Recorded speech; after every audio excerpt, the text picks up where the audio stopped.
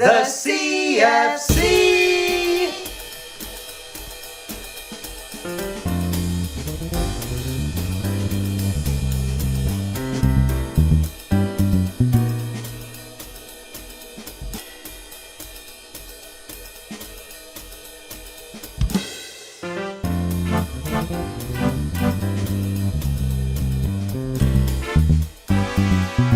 CFC, the classic film channel. We're coming for you, Netflix. Just kidding. But hey, at least we don't have to awkwardly brand House of Cards as if Kevin Spacey just isn't in it. We show Spacey movies proudly. Next month, a double bill of K-Packs and consenting adults. Wow, good title, Kev.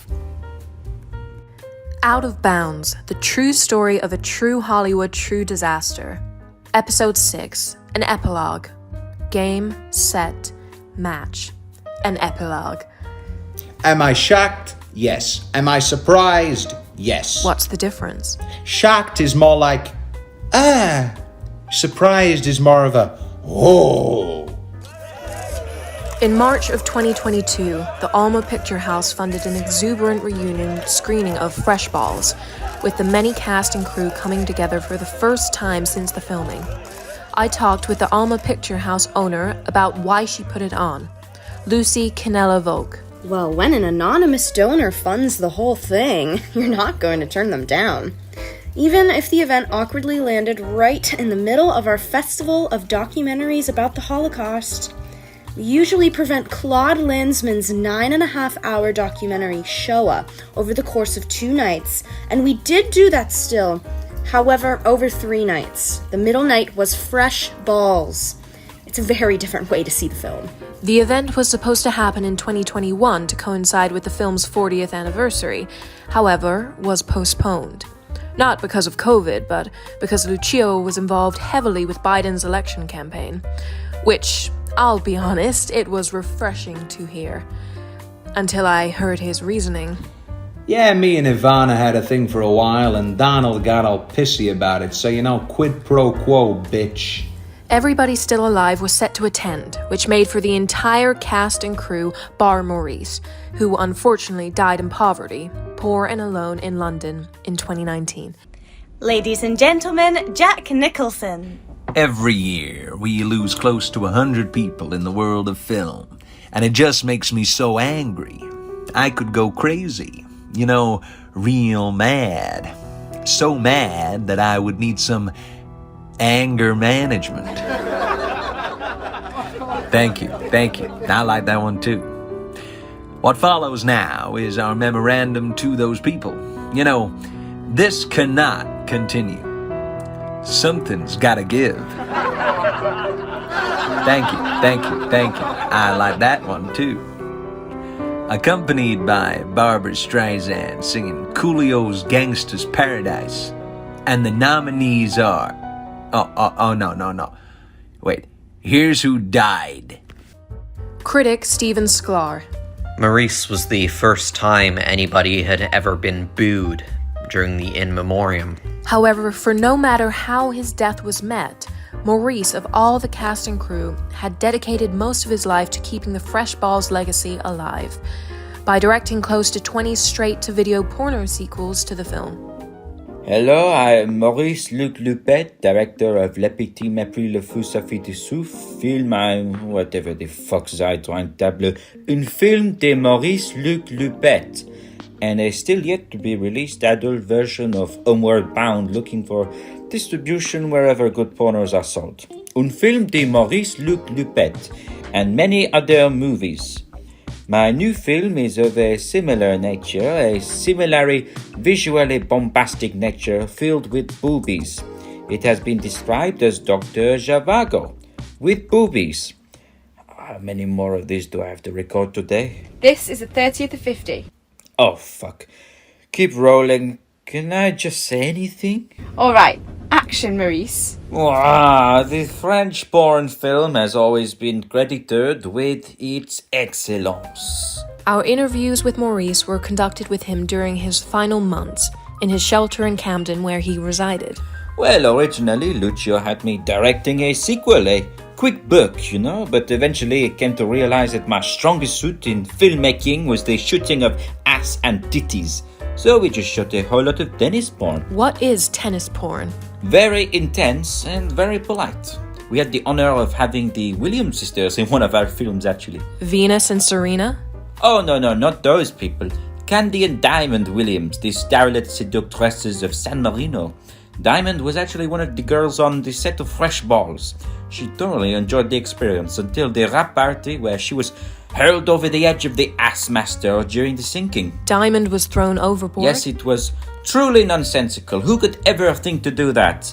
Anyway, Lucio liked to distance himself from every aspect of the films, bar that of the actual money that he took all of, leaving me here in London. Alone, poor, ready to die. You know, when I was younger, I used to laugh at the homeless and say, "Boo-hoo, you don't have a home, we'll go to a hotel." I think somebody's playing a joke on me. Some cosmic thing, fate. Either that or I blew every dime I owned on ass. But I like to think it was fate. Of course, whereas the death of Maurice was a good thing, there was also a bad death. After the release of our third episode, the tragic news was announced that in preparation for a role as a matador trainer, Milton Hopkins was killed in Azerbaijan in a bull ring incident. It wasn't preparation for a role. It was for the next Jackass movie. I'm Wee Man, and we've got Academy Award-nominated actor. Winning? Please, darling? Anyway, we've got him here, and we've covered him in glue and feathers, and we're going to throw him into a bull ring with 10 bulls. What are the feathers for, though? This is the bird and the bulls. Okay, but that doesn't even really begin to explain anything at all. A tribute was held at the Madison Square Garden of Azerbaijan, with special guest host and friend of Milton, Kevin Spacey. Not a friend till the end. I just want that to be clear. Milton Hopkins was many things to many people. An actor, a poet, a leader, a troublemaker, a husband, an adulterer, a man. Growing up to me, he was a hero. The work of Milton Hopkins was marked by its acute specificity and its brutal violence. So in that vein, let me say, although I am honored to be here tonight, I'm also incredibly pissed off. I'm outraged because this passionate prophet of peace and so many others are not here with us tonight. Because we live in an all too violent world. And although Milton died from completely self-afflicted addictions and stupidities, it is in the spirit of this occasion that it is up to all of us to do what we can to not only keep Milton's vast career alive, but also to rebuild London. And that includes your host.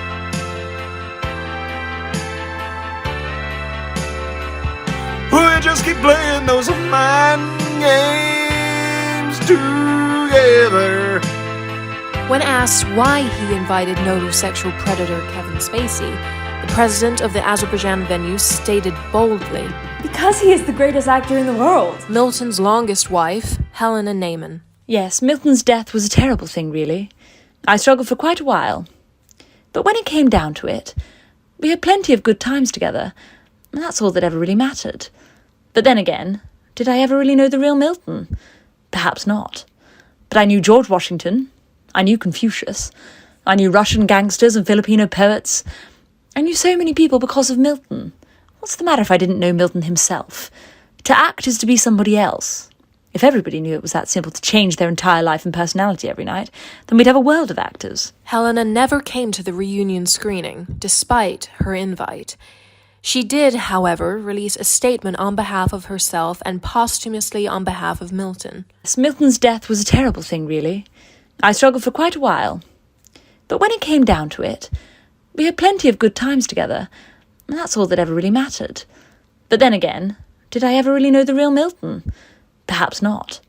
But I knew George Washington. I knew Confucius. I knew Russian gangsters and Filipino poets. I knew so many people because of Milton. What's the matter if I didn't know Milton himself? To act is to be somebody else. If everybody knew it was that simple to change their entire life and personality every night, then we'd have a world of actors. Of course, Lucio would be at the reunion. For Lucio, this was the time of the stock market, and his immense wealth had only reached a further ridiculous peak. Over the years, a cult following grew like with any other movie, whether good or bad. Except this was an actual cult, virginal sacrifices, exclusive membership, a day spa. We are gathered here today to worship the Holy Trinity. Sax, tennis, and Lucio Lapine. All culminating in a mass poisoning. Lapine was invited to a couple of parties. The guys on the mountain? Yeah, I went up there a couple of times. The leader was this real wacky fella, completely nude at all times. They all were, flopping and flipping, you know. I actually went up a week after the mass suicide. I found them all. I didn't call it in, of course. That would be Korea's suicide, pardon the pun. So I just drank my wine coolers and smoked their grass and chilled out there for a while. Best views in the San Fran Valley up there, I tell you. On the other hand, Stephen Curtis wouldn't be found dead at the reunion. No. I had absolutely no reason to be there at all. It wasn't my story, at all. It would be like me going to a reunion screening of Xanadu. Actually, no. That would make more sense. I have worn roller skates. Well, no. Obviously, you've also played tennis all your life. That's the first time I've been even close to witty in this. Can I not have just one thing, please? Richard Fondae, hack critic. I'm amazed that somebody as vain as Stephen has never tried again to make a film about himself. But I guess some things you don't want to go through again. I don't think I'd ever want to watch Fresh Balls again, never mind make the thing. A person who had a hand in writing the film, who would be making an appearance, would be Wendy Cruz, despite her own troubles with Lucio since the making of the film. Well, he signed me for a 5-film deal. He said he wanted to forward female creative talent. Yeah, that was my fault. I got it confused again. By creative, I meant girls who tried different positions and stuff, not just missionary again and again. So, that's all my fault. Well, no, it's hers actually. She should have known what I was talking about. I ended up making some films, but nothing major. A couple of comedies, but eventually I ended up back on the stage, doing stand-up where I was meant to be, or at least where I could still be. Barbara Hooper, too, would be there at the reunion, of course.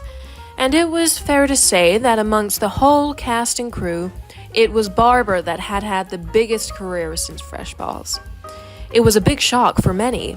Not as big a shock as the fact that she was still alive, but a big shock all the same. Well, what kept me alive for so long was the fact that I never had an Oscar. So I looked around for different tactics to win one of the things, and then I came across the fact that apparently I had a huge gay fan base. I thought the queer fellas only liked actresses who could sing, like Judy or whatever, but apparently they liked me too. One of these men was Clyde Stracottussi. Well, Barbara's great. She always has been. I was one of the only people who saw a one-woman show. Whilst I'm down here, I might as well. So I took to creating my own gay writer's room, full of young guys who were aimed to write the perfect script to get an Oscar. They just absolutely adored me. It was marvelous. That script became Bayou Betty and the Boudoir Boys, and, well, that's history, ain't it? Barbara did not win her Oscar for that script, nor any, but held her own private awards ceremony hosted by her gaggle of gay writers. They granted her every award they could. I was the host. The audience of kept men largely looked happy to be there. It's a privilege just to be nominated. Harriet Lumay, author of Hooper's Heaven, an unauthorized biography. Barbara lives nowadays not unlike Norma Desmond, only with more pastel colors and a lot less glamour, but also a lot more dead monkeys. Barbara, can I ask you one final question? Of course, dear. Who really did kill JFK? Well, I couldn't tell you the man's name, because I've forgotten, and also I couldn't really tell you what he looked like. The view of the knoll from the book depository was quite poor. You were in the depository? Oh, yes. Don't you understand yet? Barbara, did you kill JFK? Well, that's my egg timer. I've got a whiskey and an absinthe Cosmo waiting for me by the pool with a well-hung Persian holding it. It's been lovely chatting. We should do it again sometime. If this makes any money, then I'll be sure to be on the...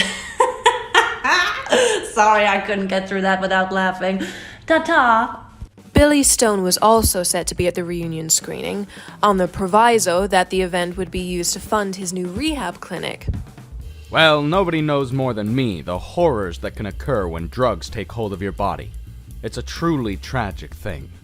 What makes us different from other clinics is that our first step is going to the people's homes, where I personally confiscate every drug they have on their premises. Lucio Neal, modern-day film critic. Everybody knew what was happening. He didn't even try to hide it. Billy, come on. Come on what? Are you accusing me of stealing people's drugs for my own personal pleasure through the guise of a rehab clinic? Because that's absurd. To get the money to fund this scam clinic, Billy took to releasing a fitness tape. The big difference between his tape and other celebrities was that, unlike Fondae and Schwarzenegger, Billy just sat and watched with a scotch in his hand. Okay, everybody, here we go. 1, 2, 3. You're all doing great. Higher, ladies. Higher. Yeah, higher. You're doing great. Can I top up on this, please? Billy also took the chance in his final interview with us to tell us of his first script that he plans to direct himself in the new year. Well, it's sort of a corny romance film, but it came to me really first with just one line of dialogue. In this world we all live in, what else is there that never grows sour but love? That's surprisingly beautiful, Billy. Has it got a name yet? Yes, but love. But love? Yes, but love. Billy. But love? What's the... Oh, wait, I get it now. But Billy wasn't the only one who had taken up entrepreneurial endeavors since Fresh Balls. Jimmy Zadan had taken up his own business. Well, #MeToo is the very best thing that ever happened to me. Suddenly there was a market for casting me. We want a Woody Allen type, just without the child bride. Suddenly I had roles coming out of my ass. So I thought this would work as its own business. So I started up the #MeToo replacement agency. We've got Kevin Spacey's, we've got Cosby's. Hello, my name is Trenton Cotswold Cooper. I'm a struggling actor, or at least I was. For many years, people told me I had a type too much like the severe demeanor and dry quality of Academy Award-winning actor Kevin Spacey. I used to not get jobs. Fools! Now I work all the time. Need a serial killer? Need a senator with a terrible southern accent? Don't get lazy and call Spacey. Call Trenton Cotswold Cooper at the Me Too Replacement Agency. The greatest trick the devil ever pulled was hiring me. Hey. Just kidding. But not exactly. My name's Wheeler Cosby. For the past 5 years, I've just told people my name was Wheeler. What's your second name? Doesn't matter. But now, thanks to Jimmy Zadan's Me Too replacement agency, I can be somewhat proud of my distant uncle. Or at least, I can make money off the likeness. I'm a family man you can trust. Hi, my name's Simon Furth. I'm a Tom Hanks type, and I'm here just in case. It's brilliant, it's ingenious, and it's made me quite the thousandaire. What's a thousandaire? Well, you know, somebody who's made thousands. Well done, Jimmy. Thank you. Of course, we have been sued by every single estate and they're now completely bust, but, you know, it was fun while it lasted. Then the night came. The reunion screening. Yeah, it went just about as well as everything else. People were drunk. People were drugged up. People threw up. The Nazi tennis man showed up with its skinheads for revenge. Stevens fans picketed and joined the brawl. A gas truck parked outside because the screening had led to mass traffic. Susie and her bunny friends all came. Gloria and her feminists all came. The river dancers from the bus. And the stowaways from the yacht.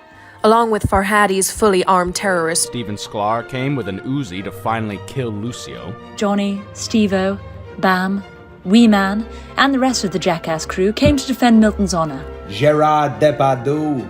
Kevin Spacey. Woody Allen with Sun Yi. The Watch, Mojo lady. Michael Douglas. Steven Seagal. Milton Berle, who came straight from a Huey Lewis concert where he was thrown out for heckling Huey about the size of his Johnson. Wilfred Brimley. Huey Lewis. And the News. The majority of the DGA. David Copperfield. And in the end... Milton Berle's huge cock.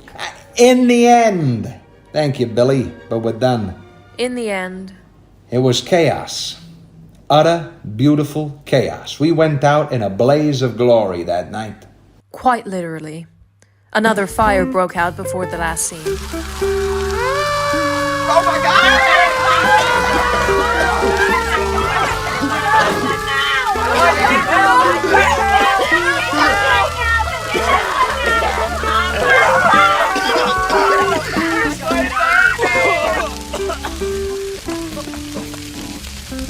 That son of a bitch, does he know how much skin grafts cost these days? He's gonna when he pays for the fucking thing.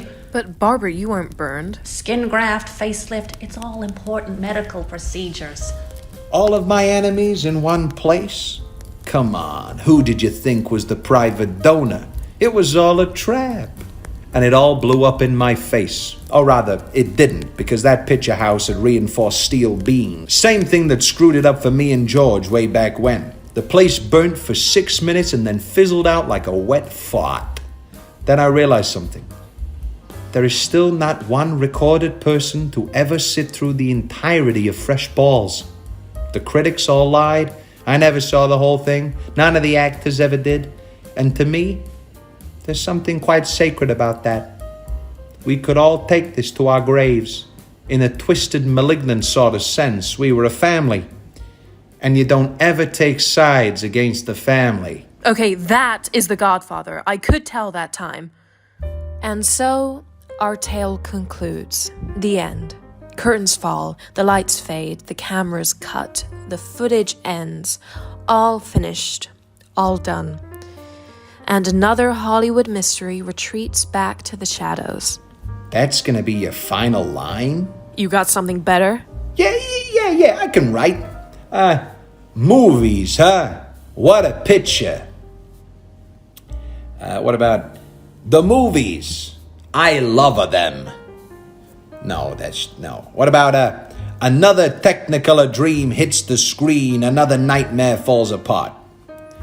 Just keep rolling. The pictures, huh? What a movie, what a shunda. No, go. Another Hollywood mystery retreats back to the shadows. I said that one. I know. Lucio, honestly. No, something about the annals of history. You're definitely saying that wrong. No, I'm not. History. Lucio, it's fine, really. Just give me a minute. Just 1 minute.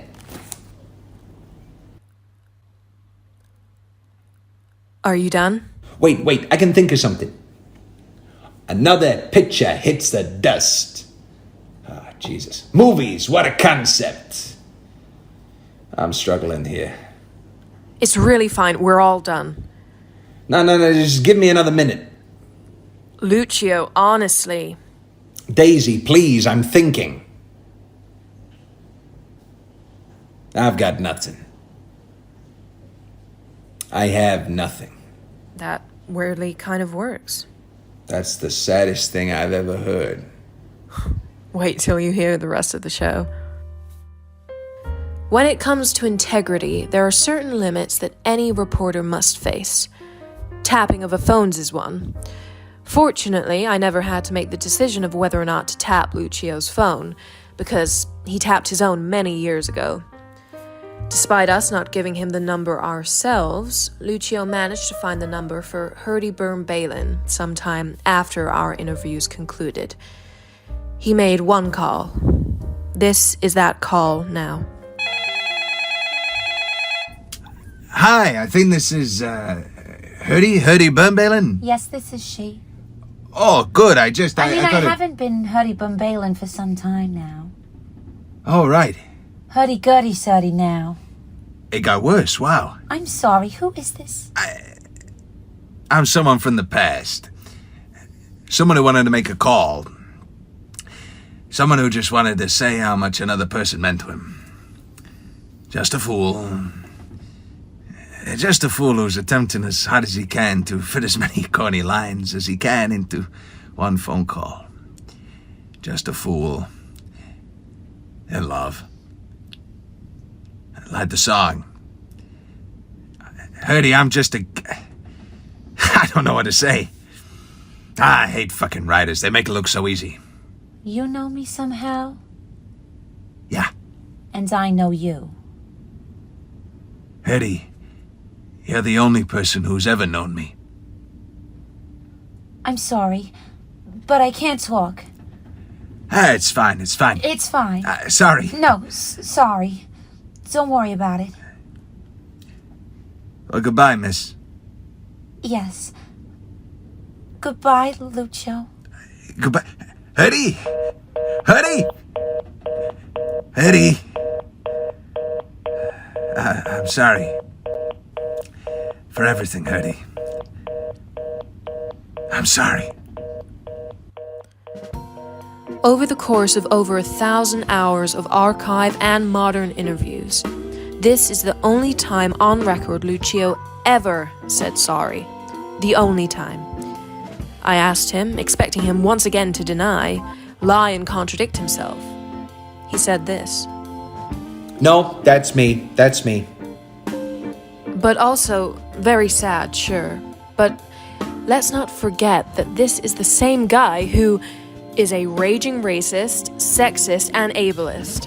Left people stranded to die in the Atlantic Ocean, dealt with terrorists and funded their operations, as well as Nazis, gave drug addicts drugs when they were trying to go sober, set goons on anybody who betrayed him, poisoned an entire group of reporters, blew up a bus of Irish dancers, had affairs, and never called back the cast of Steel Magnolias, Julia Roberts, Steve Martin, Julie Christie, Carrie Fisher, Lauren Bacall, Rebecca De Mornay, Annette Bening, Warren Beatty, Shirley MacLaine, separate occasion, Annette Bening and Warren Beatty, separate occasion, Diane Wiest, Mary Steenburgen, and Steve Martin, the rest of the lead cast of Parenthood, the lead cast of My Cousin Vinny, the lead cast of the 90s TV miniseries adaptation of Stephen King's The Stand. You've been listening to Outer Bounds, the true story of a true Hollywood true disaster.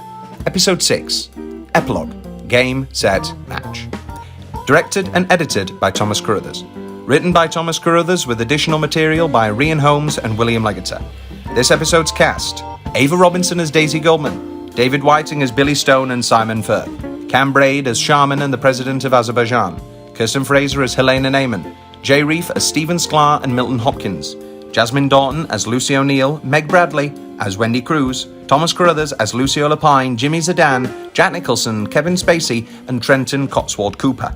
Sam Ghomi as Richard Fondae and Wee Man, Rhian Holmes as Barbara Hooper, William Leggetter as Maurice Luke Lepet, William Atherton as Stephen Curtis, with Natalie Thorne as Hurdy Burm-Baylin, Kelly McLaughlin as Lucy Canella Volk, Charlie Stewart as Scottish Oscars announcer, Molly Jennings as Harriet Lamette, Natasha Hopkinson as video editor, Fern Jessup as fitness instructor, Charlotte Linigan as Wheeler Cosby, and Andrew Michael Ragg as the voice of the CFC, and Clyde Stracatussy.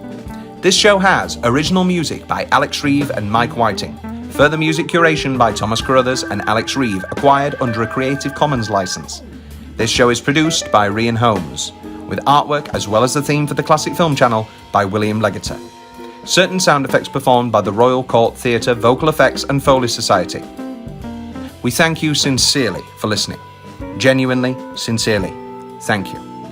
Special thanks from the bottom of my heart to every single person who has provided something to this madcap little project, and to Katrina Units, who said, "Hey, do you want to make 3 10-minute radio plays?" To which I worked for a month and gave her these 6 scripts. If nothing else, she got the ball rolling and is a dear friend above all else. Special thanks to all of the dear friends who made this project what it is and make me who I am too. Thank you once again. Thank you. Lucy Liu, Cameron Diaz, Drew Barrymore, Courtney Cox, Lisa Kudrow. Then he wrecked Neil Diamond's house, killed whales, horses. I only maimed the horse, didn't kill it. Lucio, what are you doing here? No, please, keep going. It's like a walk down memory lane.